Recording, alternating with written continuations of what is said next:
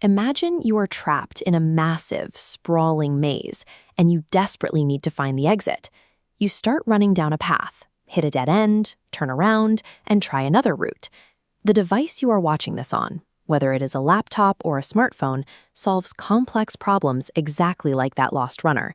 It checks one possible path at a time, sequentially, until it finally finds the right answer. Now, imagine you have a cheat code. Instead of wandering one path at a time, what if you could flood the entire maze? That liquid flows down every corridor at the exact same moment, instantly revealing the unbroken path to the exit. Exploring every possibility simultaneously is the core strategy behind quantum computing. This approach changes how we calculate, moving past sequential guesswork to solve puzzles that would take standard computers millions of years to figure out.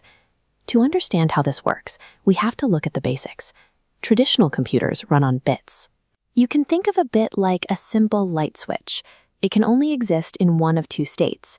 It is either completely on, representing a 1, or completely off, representing a 0.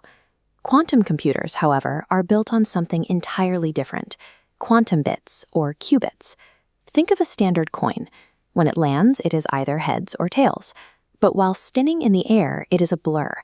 For that brief moment, it acts as a probability of being both simultaneously. This ability to be multiple things at once is a physics phenomenon called superposition. Superposition is the secret behind quantum speed. Because qubits can hold multiple states at once, the computer can evaluate many different variables at the exact same time, rather than crunching through them one by one. On its own, a single qubit is fascinating, but to tackle massive real-world problems, we need to link them together so they can share information. They link through a phenomenon known as entanglement. This is an invisible physical connection, where flipping one coin instantly changes its partner, no matter the distance. Because they are deeply connected, processing power scales exponentially.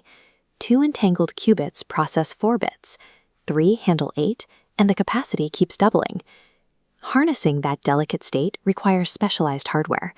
To keep particles stable, companies build massive machines that cool the quantum chips to temperatures colder than deep space. This highly sensitive, exponentially growing network of entangled qubits creates the vast computational power, that glowing fluid from our earlier example, capable of flooding the world's most difficult mazes. Let's look at one of those real-world mazes, discovering new medicines. To find a cure, scientists have to sift through billions of possible molecular combinations to see how atoms interact.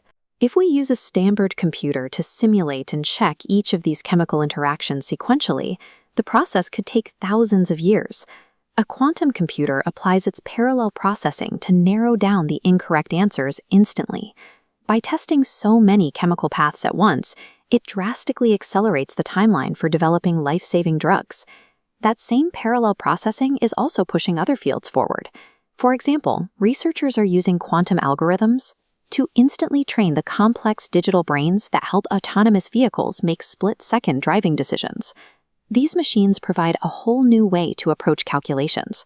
By eliminating the bottleneck of sequential processing, they bring solutions to massive global challenges, like climate change and complex diseases, within our grasp.